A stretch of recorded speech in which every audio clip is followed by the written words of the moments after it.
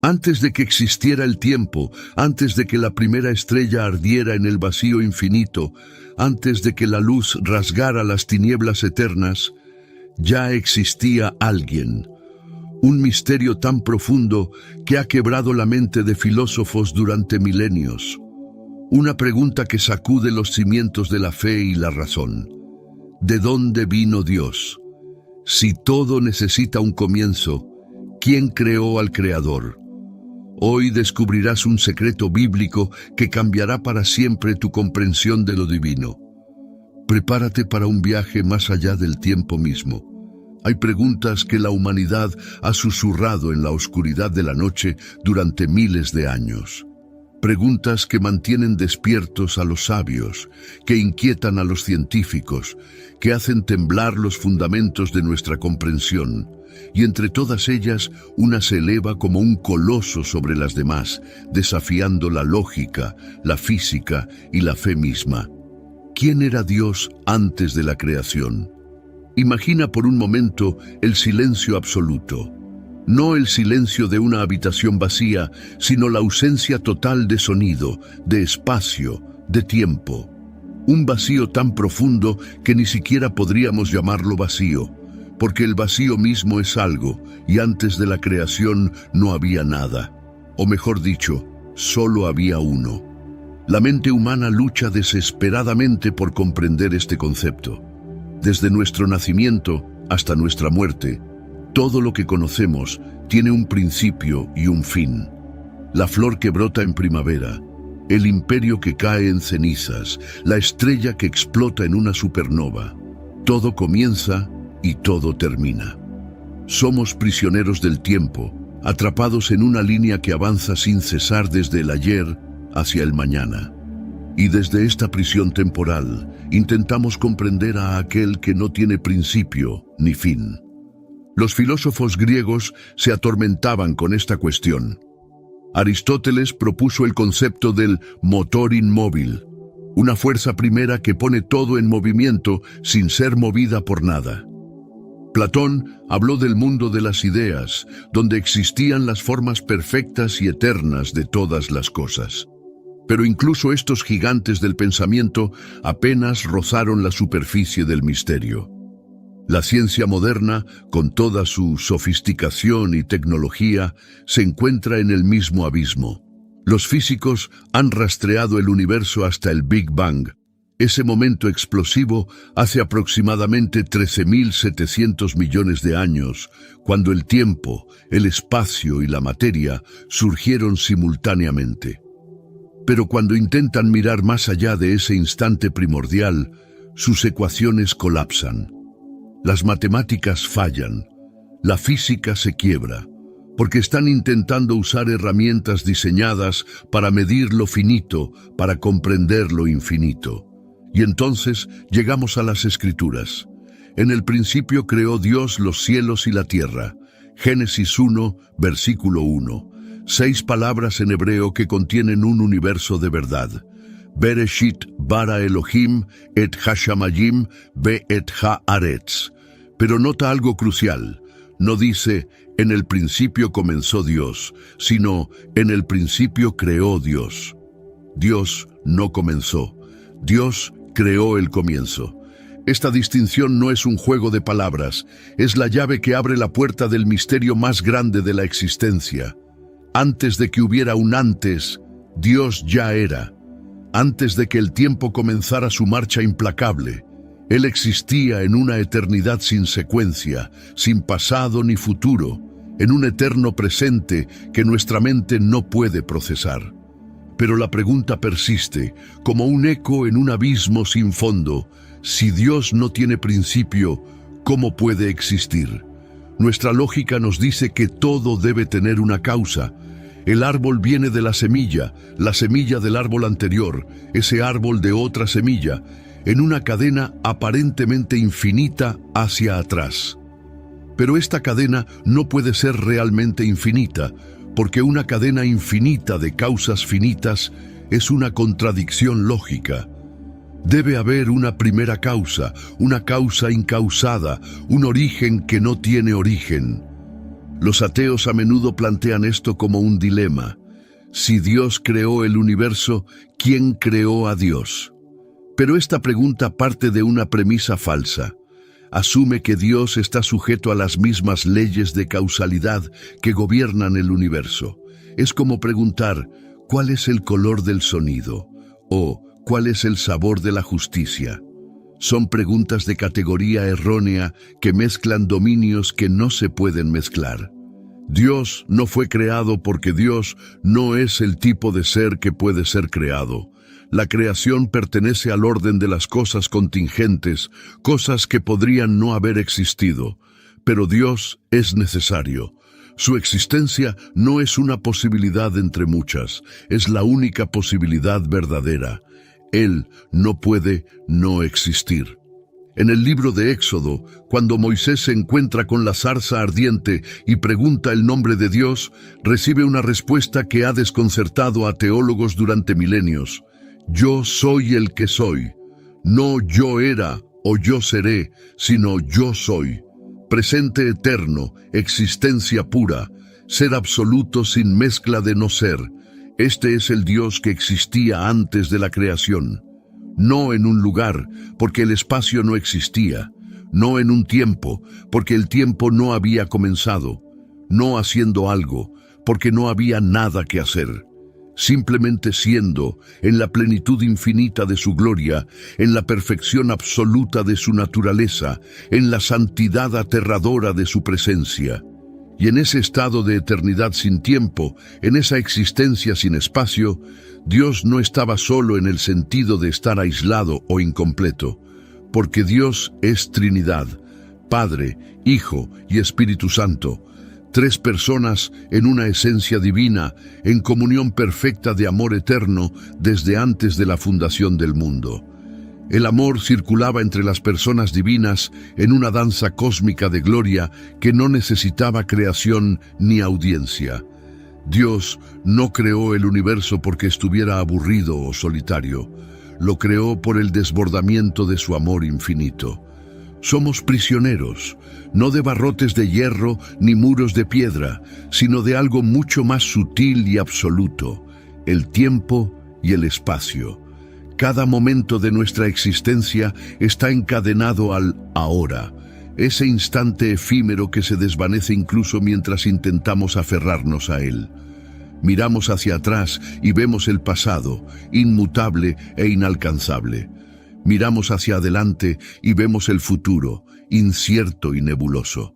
Y aquí estamos, atrapados en este presente fugaz, tratando de comprender a un ser que no está atrapado en nada. Cuando intentamos pensar en Dios antes de la creación, inevitablemente caemos en la trampa. Usamos la palabra antes, que es un término temporal. Imaginamos a Dios esperando para crear, como si estuviera sujeto a una secuencia de eventos. Pero esto es proyectar nuestras limitaciones sobre aquel que no tiene limitaciones. El tiempo no es una realidad absoluta e independiente. Es parte de la creación, tan creado como las montañas y los océanos.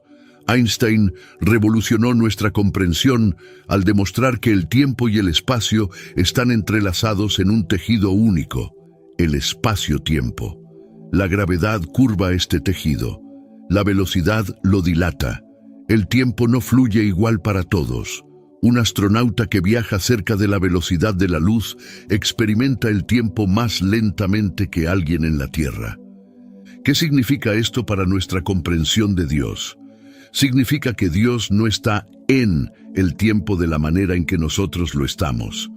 Él ve todos los momentos simultáneamente. El pasado, el presente y el futuro son igualmente ahora para Él. Es como si estuviéramos caminando por un sendero en un valle oscuro, viendo solo el paso inmediato frente a nosotros, mientras Dios está en la cima de la montaña, viendo el sendero completo desde su inicio hasta su fin, todo a la vez. El profeta Isaías captó un destello de esta verdad cuando escribió: «Porque mis pensamientos no son vuestros pensamientos, ni vuestros caminos mis caminos, dice Jehová». Como son más altos los cielos que la tierra, así son mis caminos más altos que vuestros caminos, y mis pensamientos más que vuestros pensamientos. Halliday presents, in the red corner, the undisputed, undefeated Weed Whacker Guy, champion of hurling grass and pollen everywhere. And in the blue corner, the challenger, extra strength, Halliday! Eye drops that work all day to prevent the release of histamines that cause itchy allergy eyes. And the winner, by knockout, is Halliday! Halliday, bring it on! Esta diferencia no es solo de grado, sino de tipo. No es que Dios sea más inteligente que nosotros, es que Él opera en un nivel de realidad completamente diferente. El espacio presenta un enigma similar. Preguntamos, ¿dónde estaba Dios antes de la creación? Pero, ¿dónde? Es una pregunta espacial, y el espacio no existía. Dios no ocupa un lugar porque Él no es material. No tiene un cuerpo que necesite estar aquí o allá. Sin embargo, está presente en todas partes, no porque esté extendido por el espacio como el aire, sino porque Él sostiene cada punto del espacio en existencia por su poder. Los físicos nos dicen que el universo observable contiene aproximadamente 2 billones de galaxias, cada una con cientos de miles de millones de estrellas. Las distancias son tan vastas que la luz, viajando a 300.000 kilómetros por segundo, tarda miles de millones de años en cruzar el cosmos. Y sin embargo, todo esto es finito. El universo, por más inmenso que sea, tiene límites. Pero Dios es infinito, no en el sentido de estar esparcido infinitamente por el espacio, sino en el sentido de ser ilimitado en su ser y poder. Aquí encontramos una paradoja que desafía la intuición. Dios es más grande que el universo, pero también está más cerca de ti que tu propio aliento. Trasciende toda la creación, pero impregna cada átomo de ella. No está confinado a ningún lugar, pero tampoco está ausente de ningún lugar. ¿A dónde me iré de tu espíritu? ¿Y a dónde huiré de tu presencia? Si subiere a los cielos, allí estás tú. Y si en el Seol hiciere mi estrado, he aquí, allí tú estás, clamó el salmista David. Esta omnipresencia no significa que Dios sea el universo, como proponen algunas filosofías panteístas. Dios no es la suma total de todo lo que existe. Él es distinto de su creación, separado de ella, aunque la sostiene en cada momento. Es como un pintor y su cuadro. El cuadro expresa algo del artista, pero el artista no es el cuadro. El artista existe independientemente de su obra. Antes de la creación, entonces, Dios existía sin relación a tiempo o espacio, porque estas dimensiones aún no existían. Él existía en lo que los teólogos llaman eternidad, no en el sentido de tiempo sin fin, sino en el sentido de ausencia total de temporalidad. La eternidad no es una línea infinita extendiéndose hacia atrás y hacia adelante. Es un punto eterno, un ahora perpetuo, que no pasa porque no hay secuencia, no hay cambio, solo el ser perfecto y completo de Dios. En este estado eterno, Dios no esperaba para crear, no planeaba en el sentido de pensar en el futuro, porque para Él no hay futuro. La decisión de crear y el acto de crear son uno en su voluntad eterna. Desde nuestra perspectiva temporal, hubo un momento en que el universo comenzó. Pero desde la perspectiva de Dios, que ve todos los momentos como presentes, la creación siempre fue parte de su plan eterno, un plan que Él ve completo desde antes de la fundación del mundo. Todo efecto tiene una causa. Esta ley fundamental gobierna nuestra existencia. La lluvia cae porque las nubes se condensan. Las nubes se forman porque el agua se evapora. El agua se evapora porque el sol la calienta.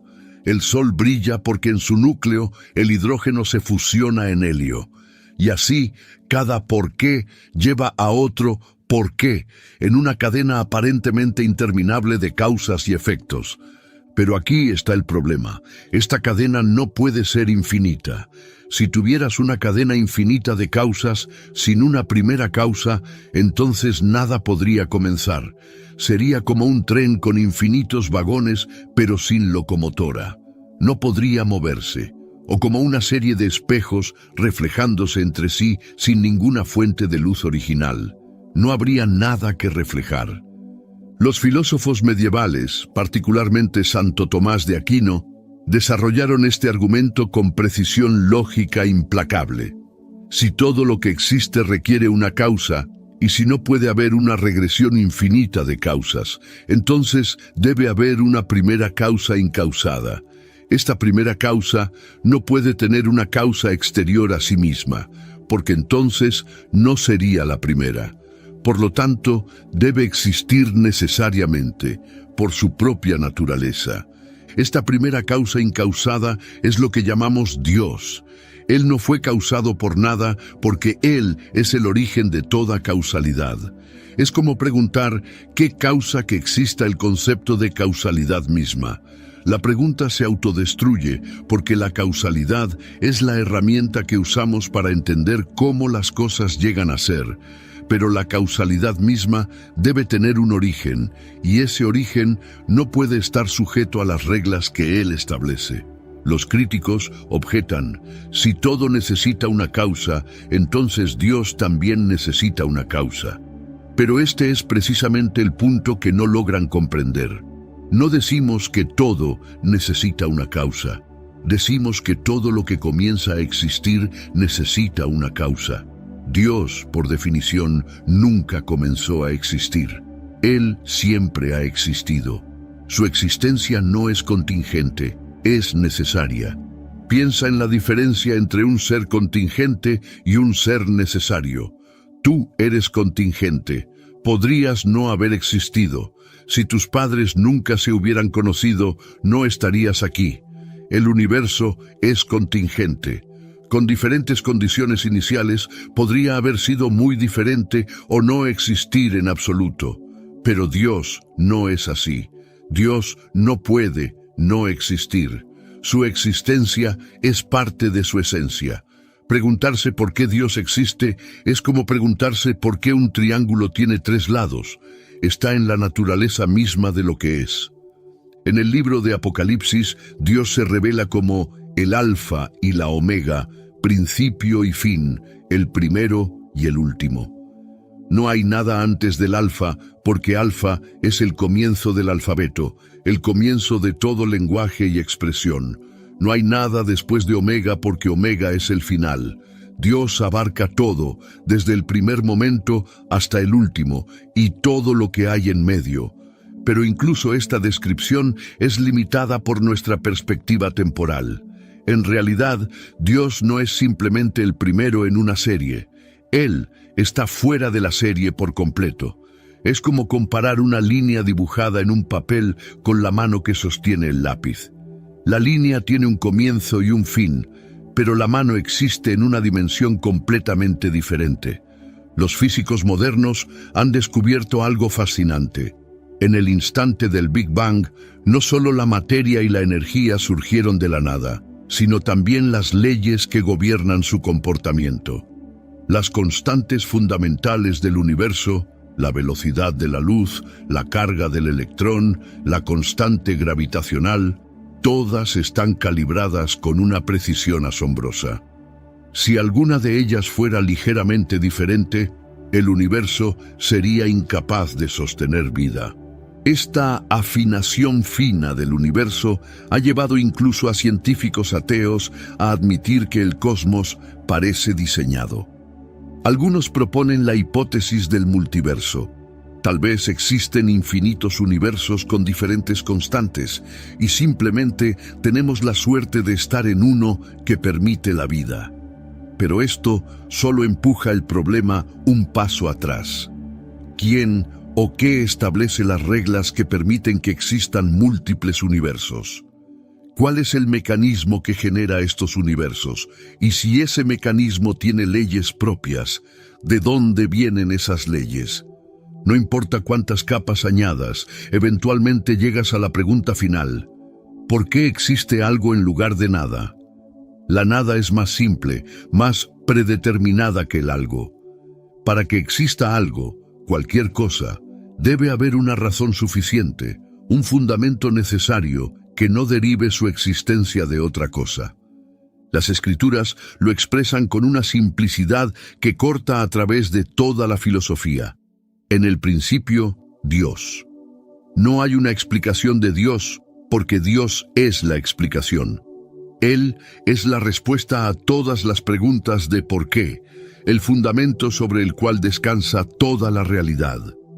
Hay un patrón que se repite a través de toda la creación, un eco de algo más profundo, un reflejo de una verdad que existía antes de que el tiempo comenzara. Es el número 3. No es superstición ni coincidencia. Es la firma del Creador impresa en el tejido mismo de la realidad. Considera el tiempo. Se manifiesta en 3 dimensiones inseparables: pasado, presente y futuro. No puedes tener uno sin los otros. Si solo existiera el presente, no habría movimiento ni cambio. Si solo existiera el pasado, nada podría avanzar. Si solo existiera el futuro, nada habría sucedido aún para llegar a él. Los 3 son distintos, pero forman una unidad indivisible. Considera el espacio. Tiene 3 dimensiones: altura, anchura y profundidad. Un objeto que carece de cualquiera de estas dimensiones deja de ser un objeto tridimensional. Las 3 son necesarias. Las 3 son distintas. Las 3 forman un todo completo. Considera la materia. Existe en 3 estados fundamentales: sólido, líquido y gaseoso. El agua es H2O en todas sus formas, pero se manifiesta de 3 maneras diferentes dependiendo de las condiciones. Es una sustancia, 3 expresiones. Este patrón triple no se limita a la física. Lo encontramos en la lógica: tesis, antítesis, síntesis. En la literatura: comienzo, desarrollo, fin. En la música: pasado, la nota que sonó; presente, la nota que suena; futuro, la nota que sonará. Está entretejido en la estructura misma de cómo pensamos y percibimos el mundo. ¿Pero por qué? ¿Por qué la realidad está organizada en tríadas? La respuesta nos lleva de vuelta a antes de la creación, a la naturaleza misma de Dios. Porque Dios, en su esencia eterna, es Trinidad: Padre, Hijo y Espíritu Santo. 3 personas, una esencia divina. No 3 dioses, sino un Dios en 3 personas. Esto no es una contradicción matemática, como algunos objetan. No estamos diciendo que 1 es igual a 3. Estamos diciendo que hay un qué, la naturaleza divina, y 3 quiénes, las personas divinas. Es como preguntar qué es el agua y quiénes son las moléculas. Son preguntas diferentes con respuestas diferentes. La Trinidad no es una invención teológica posterior, ni un compromiso político de la Iglesia primitiva. Está allí desde el primer versículo de la Biblia. En el principio creó Dios los cielos y la tierra. En hebreo, la palabra para Dios es Elohim, que es gramaticalmente plural, aunque se usa con un verbo singular: creó, bara.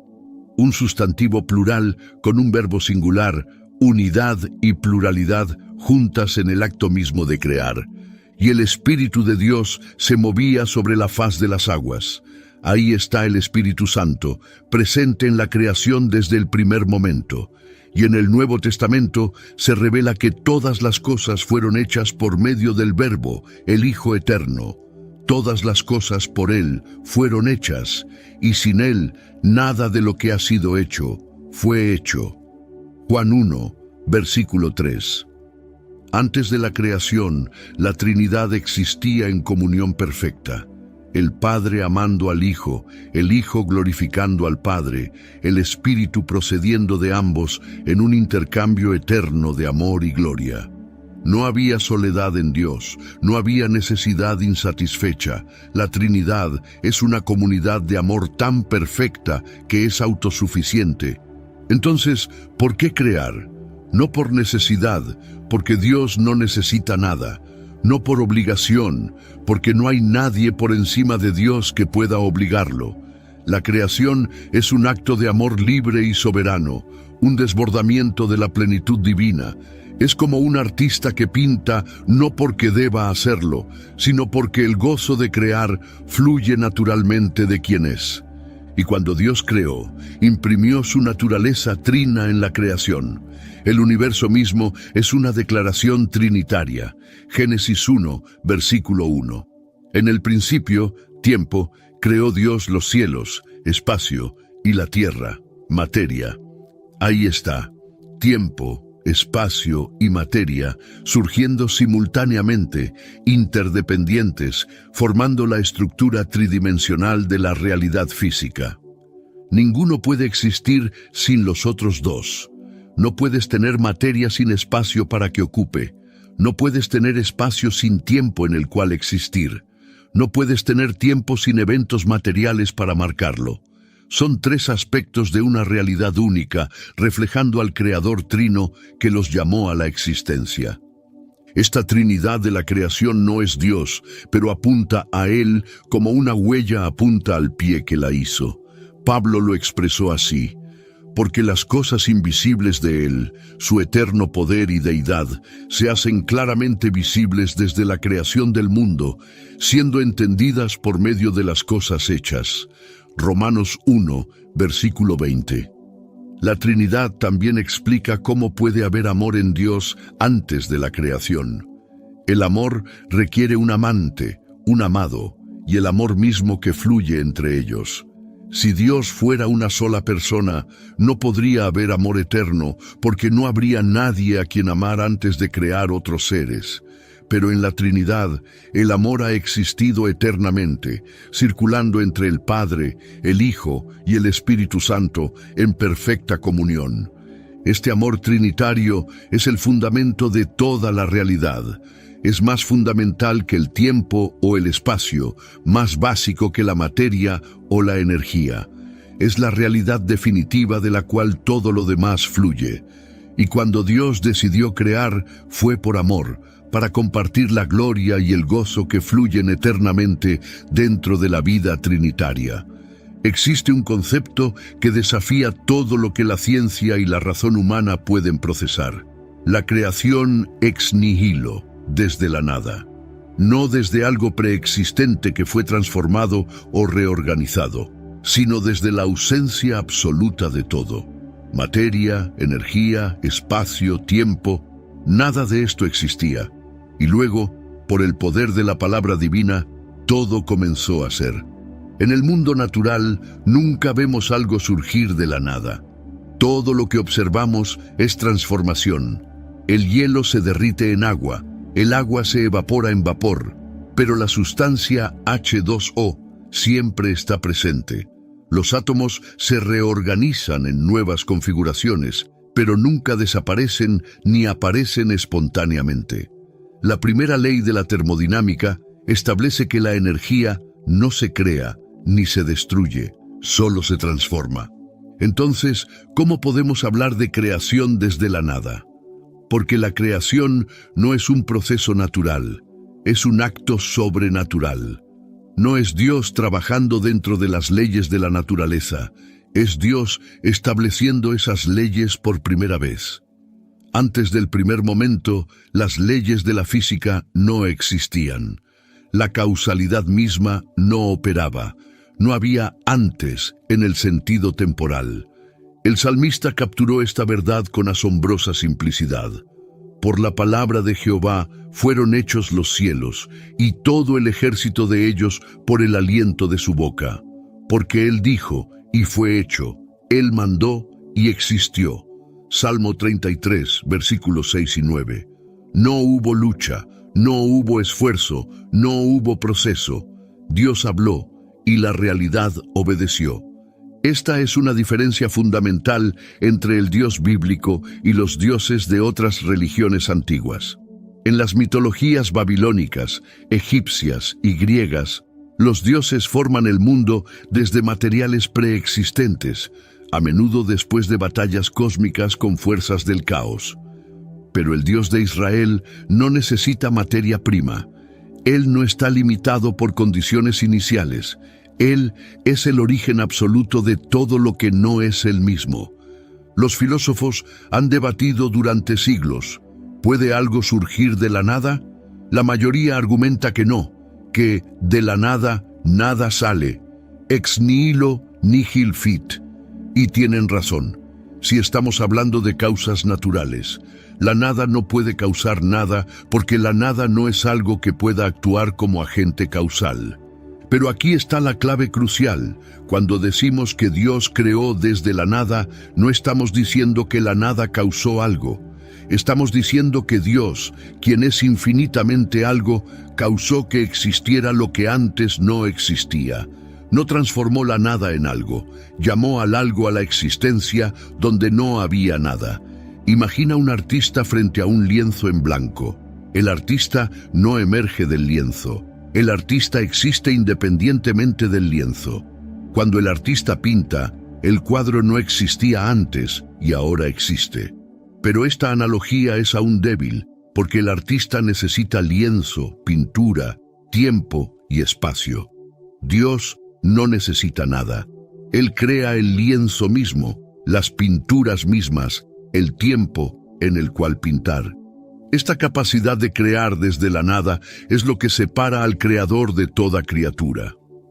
Nosotros podemos hacer cosas, pero solo reorganizando lo que ya existe. Podemos construir edificios, componer sinfonías, escribir libros, pero siempre trabajamos con materiales dados. Incluso nuestros pensamientos e ideas emergen de conexiones neuronales que ya están presentes. No podemos crear un solo átomo nuevo, solo podemos manipular los que existen. Pero Dios no está sujeto a esta limitación. Su poder creativo no es simplemente grande, es absolutamente único en categoría. Es el poder de hacer que el ser emerja del no ser, que la existencia surja donde no había nada. Esto no es magia, que es manipulación de fuerzas naturales ocultas. Esto es omnipotencia genuina, el poder de aquel que tiene existencia en sí mismo y puede otorgar existencia a otros. Los físicos cuánticos han descubierto algo intrigante. En el nivel subatómico, las partículas parecen aparecer y desaparecer espontáneamente del vacío cuántico. Algunos han señalado esto como evidencia de que algo puede surgir de la nada, sin Dios. Pero esto es un malentendido fundamental. El vacío cuántico no es realmente nada. Es un campo de energía gobernado por las leyes de la mecánica cuántica. Es algo muy específico, con propiedades bien definidas. Las fluctuaciones cuánticas no son creación desde la nada absoluta. Son manifestaciones temporales de energía que ya existe en el campo cuántico. Y el campo cuántico mismo, con todas sus leyes y propiedades, necesita una explicación. ¿De dónde viene? ¿Por qué existe en lugar de no existir? Además, las partículas virtuales que aparecen en el vacío cuántico solo existen por fracciones infinitesimales de segundo antes de desaparecer nuevamente. No producen nada estable o duradero. El universo, en contraste, ha existido durante miles de millones de años con estructuras estables y leyes consistentes. No es comparable a las fluctuaciones cuánticas momentáneas. La verdadera creación desde la nada requiere un creador que trascienda el sistema completo, un ser que exista necesariamente, no contingentemente, un ser que tenga el poder de hablar y hacer que el ser responda. Y ese ser es el Dios que se revela en las Escrituras. Hebreos 11, versículo 3, lo expresa así. Por la fe entendemos haber sido constituido el universo por la palabra de Dios, de modo que lo que se ve fue hecho de lo que no se veía, no de materia invisible, sino de nada en absoluto, llamado a la existencia por el poder de la palabra divina. Esta es la diferencia entre hacer y crear. Hacer es dar forma a lo que ya existe. Crear es llamar a la existencia lo que no existe. Solo Dios puede crear en este sentido último y absoluto. Y lo hizo una vez, en el principio, cuando llamó al universo entero a la existencia con una palabra. Hay un silencio en el centro de la revelación bíblica, una pregunta que flota a través de las páginas de las Escrituras, pero que nunca recibe una respuesta directa. No porque Dios no pueda responderla, sino porque la pregunta misma surge de una incomprensión fundamental de quién es Él. La pregunta es, ¿por qué? ¿Por qué Dios decidió crear? ¿Qué lo motivó a romper el silencio eterno y llamar al universo a la existencia? Si Él era perfectamente completo y feliz en la comunión trinitaria, ¿por qué añadir algo más? Job hizo esta pregunta desde el torbellino de su sufrimiento. Los salmos la susurran en momentos de angustia. Los profetas la claman en tiempos de exilio y desolación. ¿Por qué, Dios? ¿Cuál es tu propósito? ¿Qué buscas lograr? Y la respuesta de Dios es reveladora en su rechazo a proporcionar una explicación. Cuando Job finalmente demanda una audiencia con el Todopoderoso, esperando respuestas, Dios no le da ninguna. En lugar de eso, Dios hace preguntas. ¿Dónde estabas tú cuando yo fundaba la tierra? Házmelo saber, si tienes inteligencia. ¿Quién ordenó sus medidas, si lo sabes? ¿O quién extendió sobre ella cordel? ¿Sobre qué están fundadas sus bases?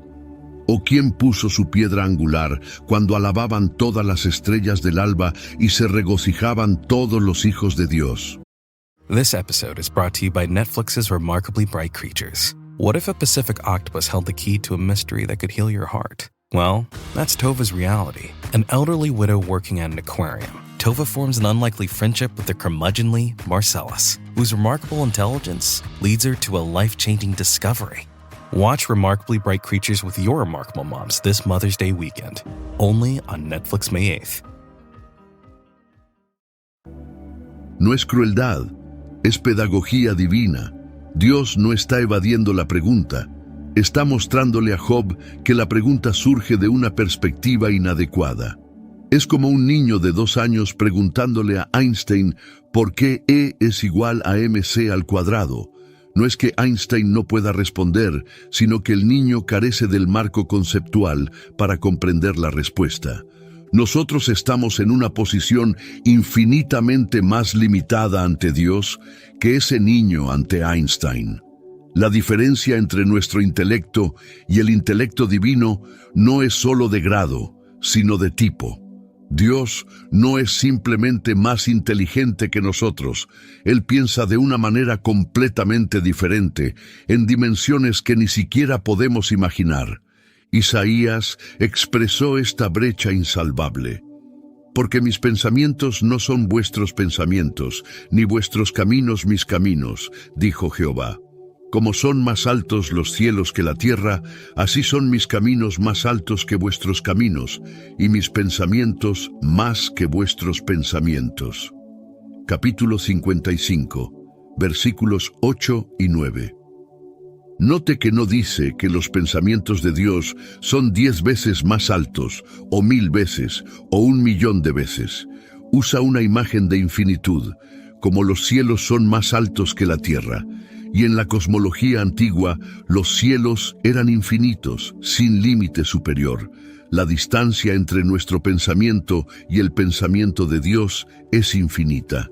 Entonces, cuando preguntamos por qué Dios creó, estamos asumiendo que podemos comprender las motivaciones divinas, que sus razones deben ser del tipo que nosotros podemos procesar. Pero, ¿y si las razones de Dios existen en un nivel de realidad que nuestra mente no puede acceder? ¿Y si preguntar por qué Dios creó es como preguntar qué había al norte del Polo Norte? Una pregunta sintácticamente correcta, pero semánticamente sin sentido. Esto no significa que Dios sea arbitrario o caprichoso. Significa que Él opera desde una sabiduría tan profunda que nuestros intentos de comprenderla son como una hormiga tratando de entender una sinfonía de Beethoven. La hormiga puede detectar vibraciones, pero la belleza, la estructura armónica, la interacción temática, todo eso está más allá de su capacidad de percepción.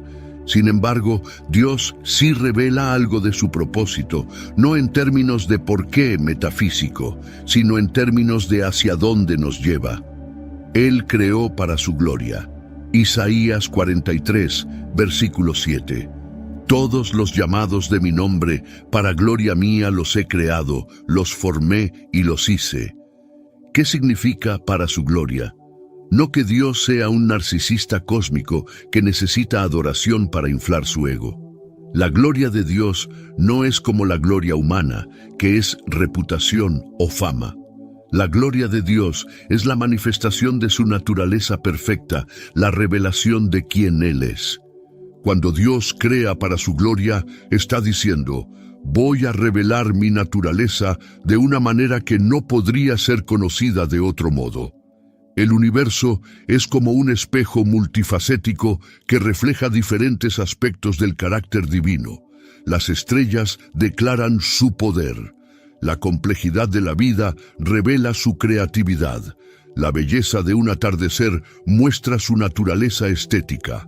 El amor entre personas refleja el amor trinitario. Y el punto culminante de esta revelación es la redención. Dios no solo creó, Él entró en su creación.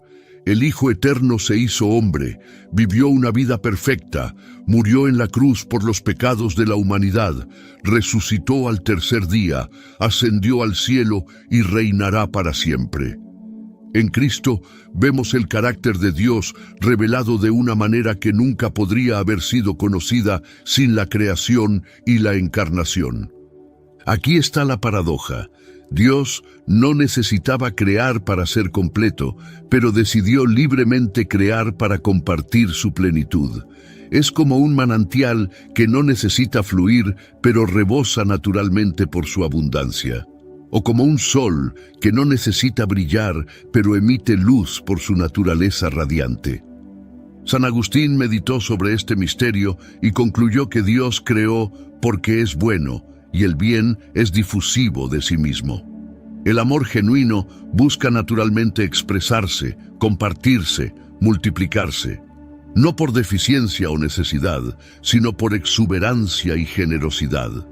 Pero incluso esta explicación toca solo el borde del misterio. En última instancia, debemos aceptar que hay aspectos de los caminos de Dios que permanecerán velados para nosotros en esta vida. Pablo lo admitió. Ahora vemos por espejo, oscuramente, mas entonces veremos cara a cara. Ahora conozco en parte, pero entonces conoceré como fui conocido. Primera de Corintios 13, versículo 12. La fe no significa tener todas las respuestas, significa confiar en aquel que tiene todas las respuestas, incluso cuando Él elige no compartirlas todas con nosotros ahora. Es caminar en la oscuridad de la ignorancia mientras sostenemos la mano de aquel que es luz. Y quizás esa sea la respuesta más profunda a la pregunta ¿por qué creó Dios? Para invitarnos a una relación de confianza donde aprendemos que conocerlo a Él es más importante que conocer todas las respuestas sobre Él. En el silencio donde Dios no responde nuestro ¿por qué?, Él susurra algo más precioso. Confía en mí, yo sé lo que hago. Hay un límite a lo que la mente humana puede alcanzar, no por falta de inteligencia o esfuerzo, sino por la naturaleza misma de lo finito, tratando de comprender lo infinito. Es como intentar contener el océano en una taza o capturar el sol en una caja. La herramienta no es adecuada para la tarea, no porque la herramienta sea defectuosa, sino porque la realidad que intenta capturar la trasciende absolutamente. Este es el dilema que enfrentamos cuando intentamos comprender a Dios tal como Él era antes de la creación. Cada concepto que usamos, cada palabra que empleamos, cada imagen que formamos en nuestra mente está derivada de nuestra experiencia en este universo creado. Pensamos en términos de tiempo, aunque Dios está fuera del tiempo. Imaginamos en términos de espacio, aunque Dios no tiene ubicación. Razonamos en términos de causa y efecto, aunque Dios es la causa incausada que no tiene causa. Los teólogos han acuñado un término para este problema: la analogía del ser. Cuando decimos que Dios es bueno, no estamos usando la palabra bueno exactamente de la misma manera que cuando decimos que un ser humano es bueno. Dios no es bueno en el sentido de poseer bondad como una cualidad. Dios es la bondad misma. Él no tiene atributos, Él es sus atributos. Su ser y sus cualidades son idénticos. Cuando decimos que Dios es sabio, no significa que Dios piensa y llega a conclusiones como nosotros. Dios lo sabe todo instantánea y eternamente. No hay proceso de razonamiento en Dios, no hay aprendizaje, no hay descubrimiento. Él simplemente sabe completamente y perfectamente todo lo que fue, es y será, y todo lo que podría haber sido, pero no fue. Esto hace que hablar de Dios sea profundamente desafiante. Todo nuestro lenguaje es inadecuado. Incluso las palabras más elevadas que podemos usar, amor, poder, sabiduría, justicia, apenas rozan la superficie de la realidad divina. Son como notas musicales tocadas en un instrumento que solo puede producir una fracción del rango sonoro completo. Los místicos cristianos han hablado de dos caminos para conocer a Dios: la vía afirmativa, cataphatic, y la vía negativa, apophatic. La vía afirmativa dice lo que Dios es. Dios es amor, Dios es luz, Dios es bueno. La vía negativa dice lo que Dios no es. Dios no es material, no es limitado, no es cambiante. Ambos caminos son necesarios, y ambos son insuficientes por sí solos.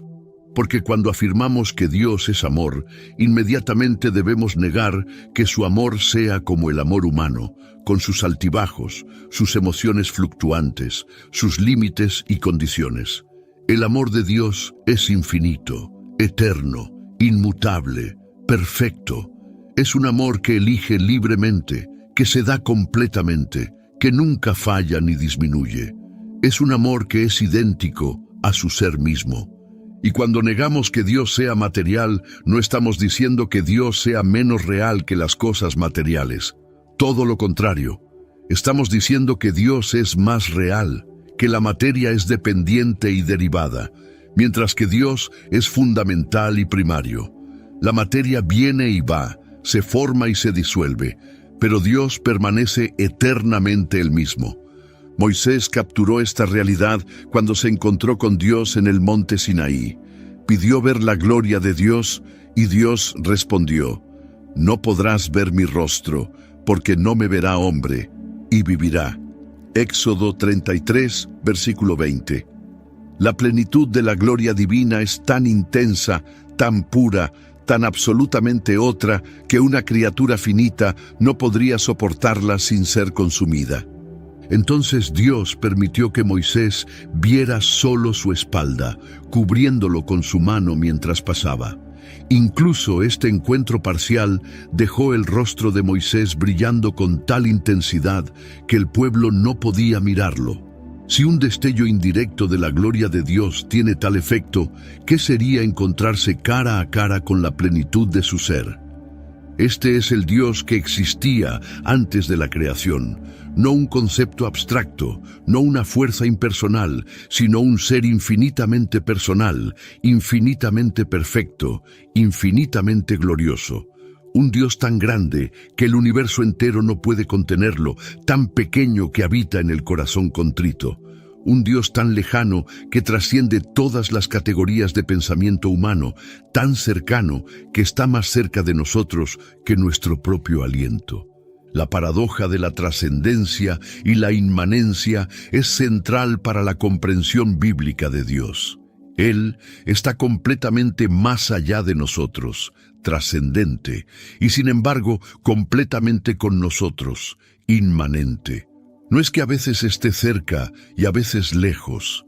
Él está siempre simultáneamente ambas cosas de maneras que no podemos reconciliar lógicamente, pero que experimentamos espiritualmente.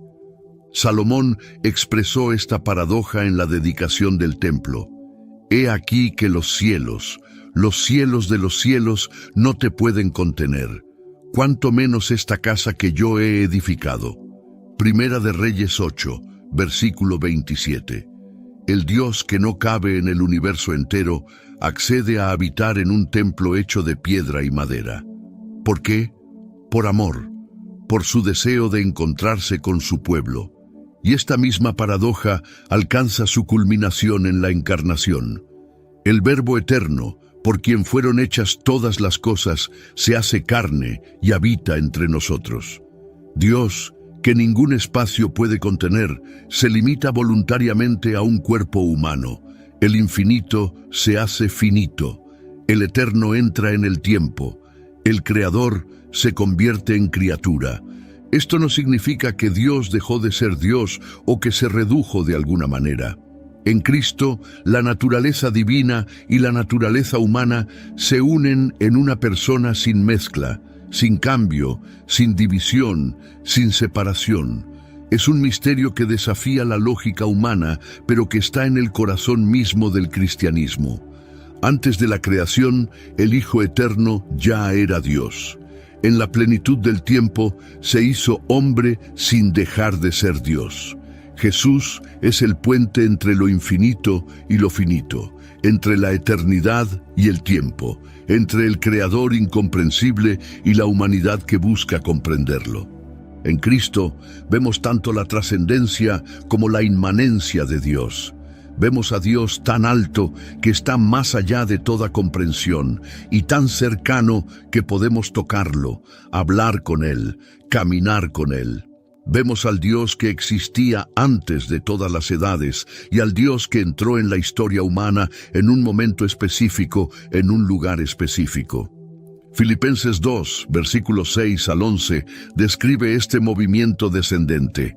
Cristo Jesús, siendo en forma de Dios, no estimó el ser igual a Dios como cosa a que aferrarse, sino que se despojó a sí mismo, tomando forma de siervo, hecho semejante a los hombres, y estando en la condición de hombre, se humilló a sí mismo, haciéndose obediente hasta la muerte, y muerte de cruz.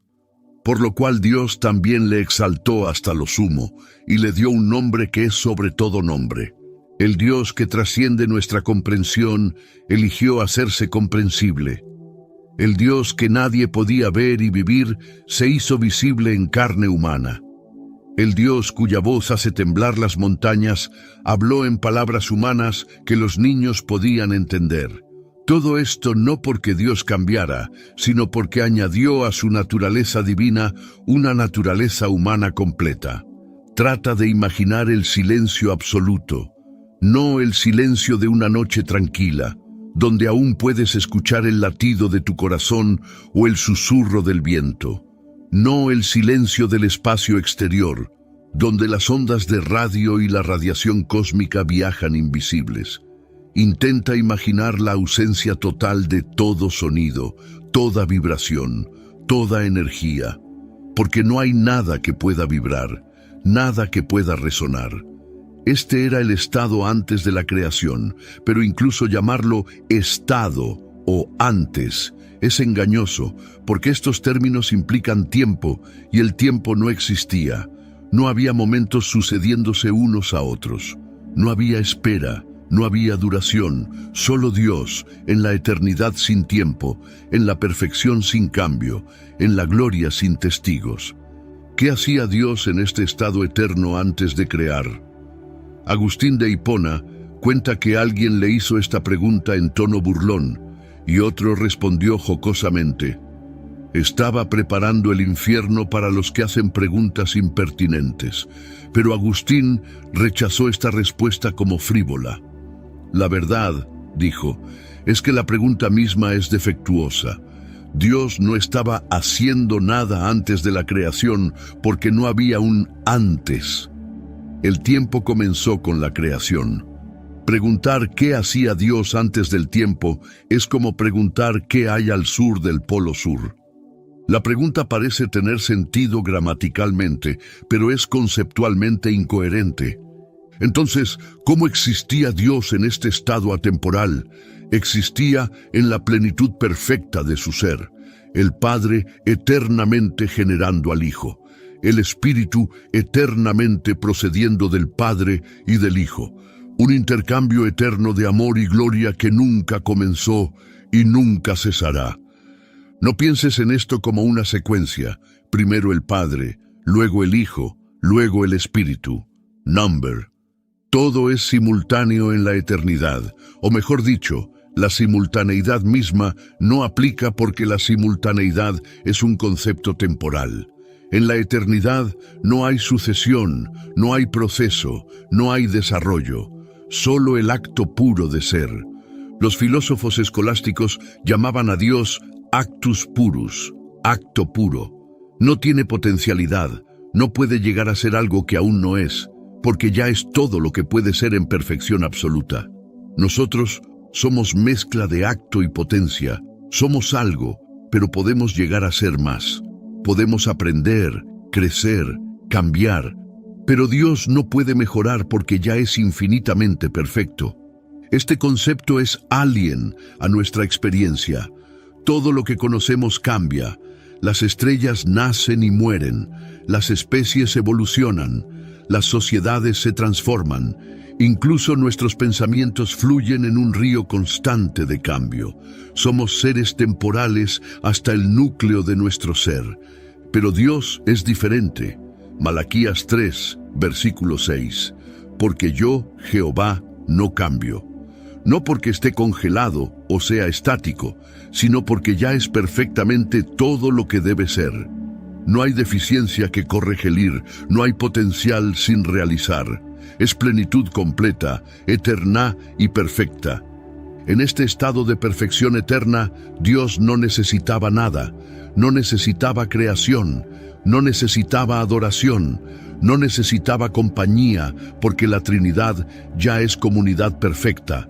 Todo lo que la creación añadió al universo no añadió nada a Dios.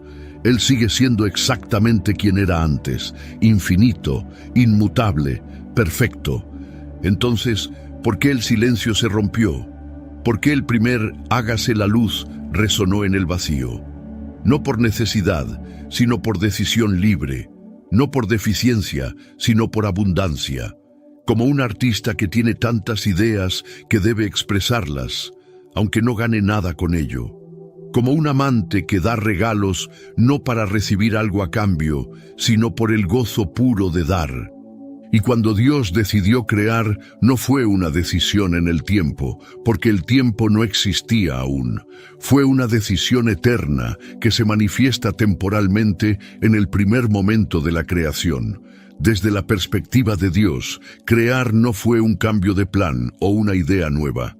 Fue la expresión temporal de su voluntad eterna. Imagina que decides levantar tu mano. En tu mente, la decisión y la acción parecen simultáneas, pero en realidad hay procesos neuronales que ocurren antes del movimiento físico. Ahora imagina que la decisión y la acción fueran verdaderamente simultáneas, sin proceso intermedio. Esa es una pálida sombra de cómo la voluntad divina y el acto divino son uno. Cuando Dios dice, hágase la luz, no es que primero piense las palabras y luego las pronuncie. Su pensamiento, su voluntad, su palabra y su acción son un solo acto simple. No hay sucesión en Dios. Todo lo que Él hace, lo hace en un acto eterno que desde nuestra perspectiva temporal parece desplegarse en momentos sucesivos. El silencio antes de la creación no era vacío o estéril. Era la quietud de la plenitud perfecta, como el silencio antes de que una sinfonía comience, cuando la orquesta está lista y el director levanta la batuta. Ese momento de suspenso está cargado de potencial, no porque le falte algo, sino porque contiene todo lo que está por venir. Y luego, el primer acorde, sea la luz. Y la luz fue. El silencio se rompió, no con ruido, sino con palabra. Palabra creadora, palabra todopoderosa, palabra que no describe la realidad, sino que la crea. Juan 1, versículo 3. Todas las cosas por Él fueron hechas, y sin Él nada de lo que ha sido hecho fue hecho. Este verbo, esta palabra divina, no es solo sonido o vibración. Es la segunda persona de la Trinidad, el Hijo Eterno. En el principio era el Verbo, y el Verbo era con Dios, y el Verbo era Dios. Este mismo Verbo, por quien todas las cosas fueron hechas, es el que más tarde se haría carne y habitaría entre nosotros. Aquí vemos la conexión profunda entre creación y redención. El mismo poder que llamó al universo de la nada es el poder que llama a los muertos espiritualmente a la vida. El mismo Verbo que dijo, sea la luz, dice, yo soy la luz del mundo. La creación y la salvación son actos del mismo Dios, expresiones del mismo amor, manifestaciones de la misma gloria. El silencio antes de la creación no era ausencia de Dios, sino la presencia plena de Dios sin testigos creados. Y cuando el primer momento del tiempo comenzó, no fue porque Dios cambiara, sino porque Él eligió libremente añadir algo a la existencia que reflejaría su gloria de nuevas maneras. Nosotros somos el resultado de ese momento. Cada átomo de nuestro cuerpo fue llamado a la existencia por esa palabra creadora. Existimos porque Dios habló, y nuestra respuesta apropiada es el asombro, la gratitud y la adoración. Porque el Dios que rompió el silencio eterno para crear el universo sigue hablando, llamándonos a conocerlo, amarlo y reflejar su gloria por toda la eternidad. Hay un momento en cada búsqueda genuina de Dios cuando la razón alcanza su límite, no porque haya fallado, sino porque ha cumplido su propósito, llevarte hasta el borde del abismo donde solo la fe puede continuar. La lógica puede mostrarte que debe haber una primera causa. La filosofía puede demostrar que un ser necesario debe existir. La ciencia puede señalar la improbabilidad de un universo finamente ajustado sin un diseñador. Pero ninguna de estas puede llevarte al encuentro personal con el Dios viviente, porque conocer acerca de Dios no es lo mismo que conocer a Dios. Puedes estudiar todo lo escrito sobre una persona famosa, memorizar su biografía, analizar sus obras, y aún así nunca encontrarte con ella cara a cara. La diferencia entre conocimiento proposicional y conocimiento relacional es la diferencia entre mirar una fotografía de una montaña y escalar esa montaña. Job aprendió esta lección de la manera más difícil, cuando todo le fue quitado, cuando su vida se convirtió en cenizas, cuando sus amigos lo acusaron y su esposa lo instó a maldecir a Dios y morir. Job clamó por respuestas, demandó una audiencia con Dios, quería explicaciones, justificaciones, razones, y Dios respondió. Pero no con las respuestas que Job esperaba. No explicó por qué permitió el sufrimiento de Job, no justificó sus decisiones. En cambio, hizo preguntas. ¿Dónde estabas tú cuando yo fundaba la tierra? ¿Has mandado tú a la mañana en tus días? ¿Has penetrado tú hasta las fuentes del mar? Job 38 al 41 es una avalancha de preguntas divinas que humillan y elevan simultáneamente. Humillan porque exponen la ignorancia humana. Elevan porque revelan la grandeza de aquel con quien hablamos. Y al final, Job no obtuvo respuestas a sus preguntas, pero obtuvo algo infinitamente mejor. Obtuvo a Dios mismo. De oídas te había oído, mas ahora mis ojos te ven. Job 42, versículo 5. Este es el momento de revelación verdadera. Job había conocido acerca de Dios toda su vida. Era un hombre justo y temeroso de Dios. Pero en el torbellino, en medio del dolor insoportable, encontró a Dios de una manera que nunca había experimentado antes. Este patrón se repite a través de las Escrituras. Abraham no solo sabía de Dios, Dios le habló y caminó con él. Moisés no solo estudió sobre Dios, encontró a Dios en la zarza ardiente y habló con él cara a cara, como un hombre habla con su amigo. Los profetas no solo teorizaron sobre Dios, fueron abrumados por visiones de su gloria que los dejaron temblando y transformados. Y luego está la revelación definitiva, Jesucristo. Hebreos 1, versículos 1 al 3. Dios, habiendo hablado muchas veces y de muchas maneras, en otro tiempo a los padres por los profetas, en estos postreros días nos ha hablado por el Hijo, a quien constituyó heredero de todo, y por quien asimismo hizo el universo, el cual, siendo el resplandor de su gloria y la imagen misma de su sustancia. En Cristo, el Dios invisible se hace visible, el Dios incomprensible se hace comprensible, no porque Dios se reduzca o simplifique, sino porque añade una naturaleza humana a través de la cual podemos relacionarnos con Él. Jesús es la traducción perfecta de Dios a términos humanos. Cuando Felipe le pidió, «Señor, muéstranos el Padre, y nos basta», Jesús respondió, «¿Tanto tiempo hace que estoy con vosotros y no me has conocido, Felipe? El que me ha visto a mí, ha visto al Padre». Juan 14, versículos 8 y 9. Esta es una afirmación asombrosa.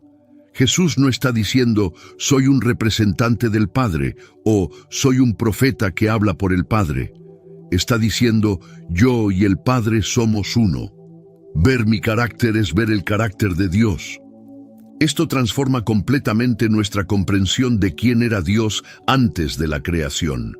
El Dios que existía en eternidad sin tiempo es el mismo Dios que vemos en Cristo, amoroso, compasivo, justo, santo, misericordioso.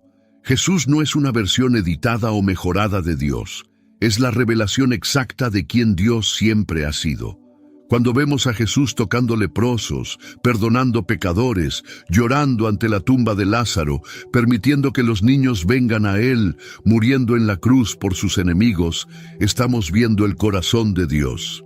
Este es el Dios que existía antes de la fundación del mundo. Este es el carácter del Padre, del Hijo y del Espíritu Santo en comunión eterna. La encarnación no fue un plan B después de que el pecado entrara al mundo. Primera de Pedro 1, versículos 19 y 20. Cristo fue ya destinado desde antes de la fundación del mundo, pero manifestado en los postreros tiempos por amor de vosotros. Desde la eternidad, antes de que el tiempo comenzara, Dios ya había previsto y provisto la redención a través de Cristo. Esto significa que cuando pensamos en Dios antes de la creación, debemos incluir su plan de salvación. La cruz no fue un pensamiento posterior, fue parte del consejo eterno de Dios. El Cordero fue inmolado desde la fundación del mundo. En la mente de Dios, la creación y la redención están entrelazadas inseparablemente. Por eso Juan puede decir que Dios es amor. Primera de Juan 4, versículo 8, no solo que Dios tiene amor o muestra amor. El amor es la esencia misma de quién es Dios, y este amor no comenzó cuando creó seres para amar. Este amor ha existido eternamente en la comunión trinitaria, el Padre amando al Hijo, el Hijo amando al Padre, el Espíritu como el vínculo de amor entre ambos. La creación fue el desbordamiento de este amor eterno. La redención es la expresión máxima de este amor, y nuestra respuesta debe ser amor en retorno, un amor que reconoce que todo lo que somos y tenemos viene de Él. Romanos 11, versículo 36. Porque de Él, y por Él, y para Él son todas las cosas. A Él sea la gloria por los siglos. Amén. Toda la realidad fluye de Dios como fuente, es sostenida por Dios como medio, y existe para Dios como fin último. Él es el Alfa y la Omega, el principio y el fin, el primero y el último. Esto no es egocentrismo divino, es la estructura simple de la realidad. Dios es el centro porque Él es el único que es verdaderamente central, verdaderamente fundamental, verdaderamente necesario. Todo lo demás es derivado, dependiente, contingente. Y cuando entendemos esto, cuando vemos nuestra posición apropiada en relación con Él, encontramos no esclavitud, sino libertad, no disminución, sino plenitud, porque fuimos creados para Él.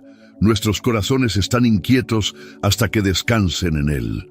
Toda la búsqueda de significado, propósito, amor y satisfacción que impulsa la existencia humana está buscando fundamentalmente a Dios, incluso cuando no lo reconoce. Y el milagro de la revelación es que Dios no se quedó oculto esperando que lo encontráramos. Él salió a buscarnos. La parábola de la oveja perdida no es solo sobre nosotros, es sobre Él. El buen pastor deja las 99 para buscar la que se perdió. Dios toma la iniciativa. Él se revela, Él habla, Él actúa, Él viene. Y ahora llegamos al final de este viaje, pero en realidad estamos en el comienzo, porque cada intento de comprender a Dios antes de la creación no nos lleva a conclusiones finales, sino a asombro renovado.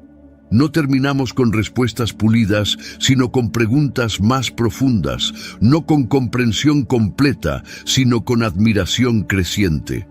Ahora, en los comentarios, escribe una palabra que resuma lo que has aprendido hoy. Tal vez sea asombro, o eterno, o confianza. Sea lo que sea, compártelo. Y si este mensaje tocó tu corazón, compártelo con alguien que necesite conocer al Dios eterno. Hasta el próximo video. Que la paz del Dios que trasciende todo entendimiento guarde vuestros corazones y vuestras mentes en Cristo Jesús.